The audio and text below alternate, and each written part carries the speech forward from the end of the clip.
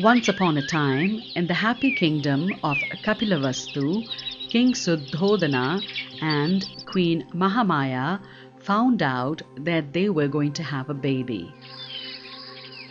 So the queen decided to go to her father's house.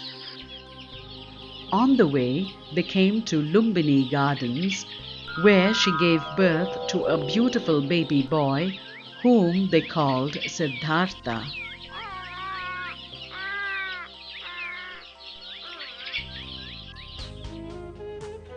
Sadly, 7 days later, the queen died. A wise man named Kaladevala told the king that when Siddhartha grew up, he would see things that would make him unhappy and cause him to leave for the forest.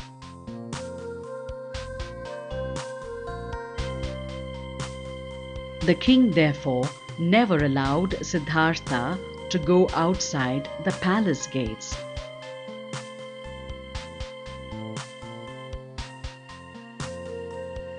Siddhartha was a bright and happy child who was very caring and gentle. One day, Siddhartha and his cousin Devadatta were taking a walk.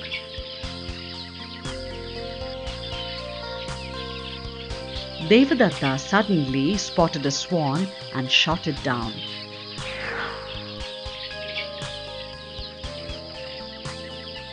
They then ran to see the wounded bird. Siddhartha was horrified to see the wounded bird. He pulled out the arrow and applied some herbs over the wound.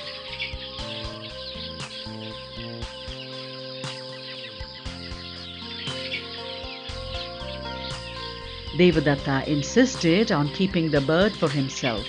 So they went to the wise man of the court, who declared that the swan belonged to the person who saved it and not to the person who tried to take its life away.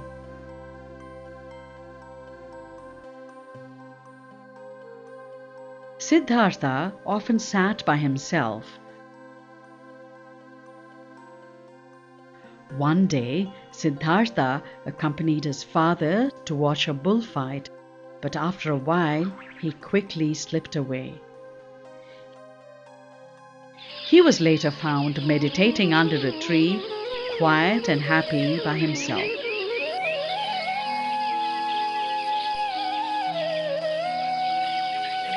The prince grew up and became a young man. King Suddhodana got him married to the beautiful princess Yashodhara.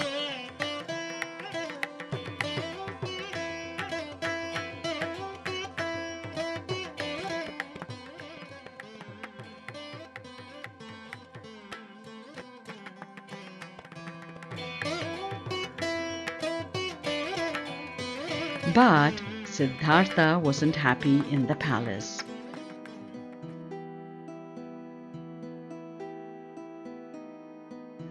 One day he told his servant Channa, "Let's go for a ride outside the palace." On the way, the prince saw a man bent with age. The prince had never seen an old man before. "What is that?" he asked Channa. "That is an old man," said Channa. "We will all grow old one day, Prince." The prince was very upset and went back to his palace.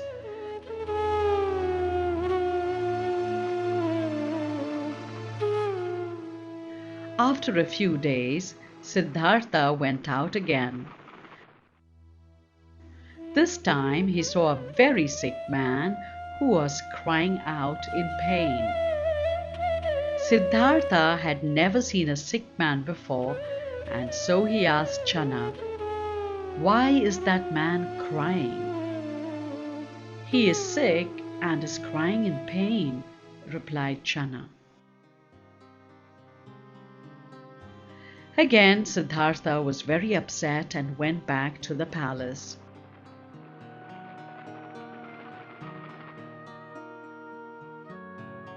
The next time Siddhartha went out, he saw a group of people carrying a dead body.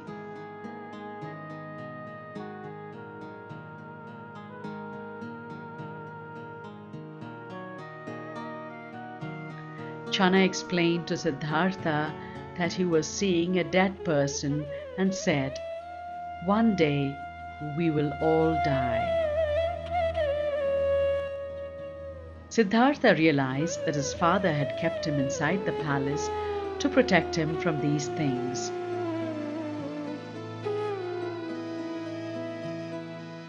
He asked himself, "Must we all become old, fall sick, and die? Is there no other way?" Siddhartha went out again. This time he saw a man with a shaven head, wearing orange robes and carrying a bowl in his hand. The man looked very content. Siddhartha asked Channa, "Who is that man?" Channa said, "That is a wise man who has left everything and gone to the forest to seek happiness."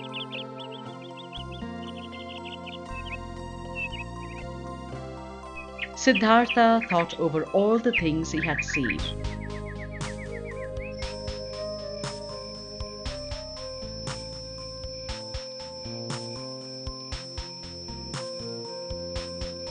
He then decided to leave home in search of happiness.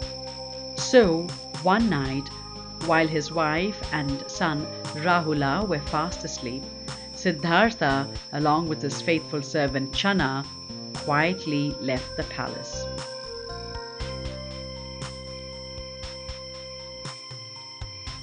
They traveled together till they crossed the river Anoma. There, Siddhartha took off his royal robes. He gave his clothes and his horse to Channa to take back to the palace.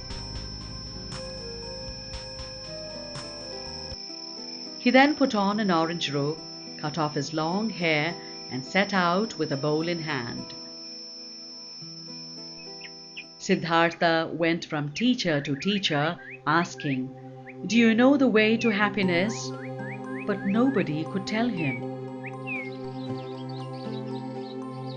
Finally, he sat under a Bodhi tree and tried to find the answer himself.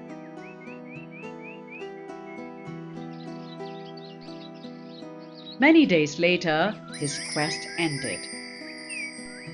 He had now become a wise man, and people called him Gautama Buddha.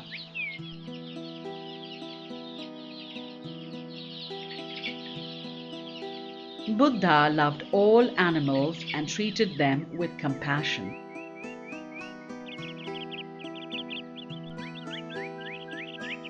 Once, his jealous cousin Devadatta sent wild elephants to attack Buddha. However, on seeing Buddha, the elephants bowed down before him.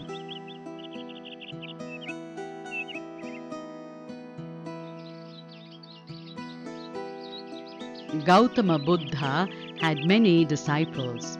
He went from place to place, teaching people what he had learned.